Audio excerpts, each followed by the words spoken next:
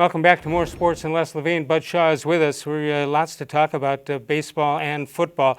Let's take a look at what ESPN and their staff thinks about who made the best off-season moves this year. And a lot of people will say, well, the Browns did. All they had to do was get rid of Freddie Kitchens. For the second straight year, it looks like the national media thinks the Browns have won the off-season. ESPN staff rated the team and what they did with their offensive moves. They've got the Dolphins number 1, then it's the Bengals number 2. Joe Burrow, of course, most of the reason for that. Tampa Bay Buccaneers add some kind of quarterback. I think he had a pretty good year, Tom Brady. So they are 3rd. Then the Colts are 4th, and the Browns are 5th. Dan Graziano of ESPN goes on to say that the Browns entered the offseason, and they needed to get better in a couple of key areas. The coaching staff, and as well as getting rid of Freddie Kitchen, obviously, made it all the way home from the season finale. And let's hope that Kevin Stefanski can bring some calm to the proceedings.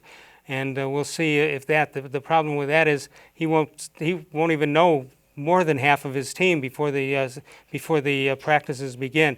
Big free agent bucks were spent on Jack Conklin and a top 10 pick on Jedrick Wills. And should solve the problem that they have on the offensive line. Oh, and by the way, Cleveland added another passing target for Baker Mayfield, and that's Austin Hooper, who was the top tight end in free agency. No more excuses in Cleveland. And that seems to be the way most of the NFL media, national media, is thinking about the Cleveland Browns. The situation with the Bengals, I'm not sure why they've got them so high, but they do. Obviously, the change in the quarterback is big, but I'm not sure they did enough to add 3 or 4 spots in that. But we'll wait and see on that. And the Browns, of course, will be taking on the Bengals quite early in the season. So there you have it. But have you noticed that there seems to be a national media holding hands, although you can't do it at this point, but it seems to me they're getting very positive responses nationally for the Cleveland Browns.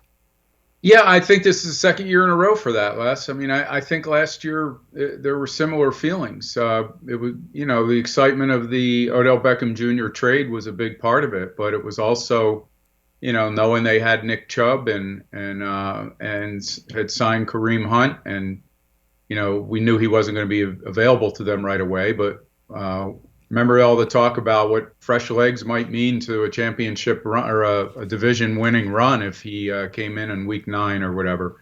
So I think there was a lot of faith in what was happening here last year too.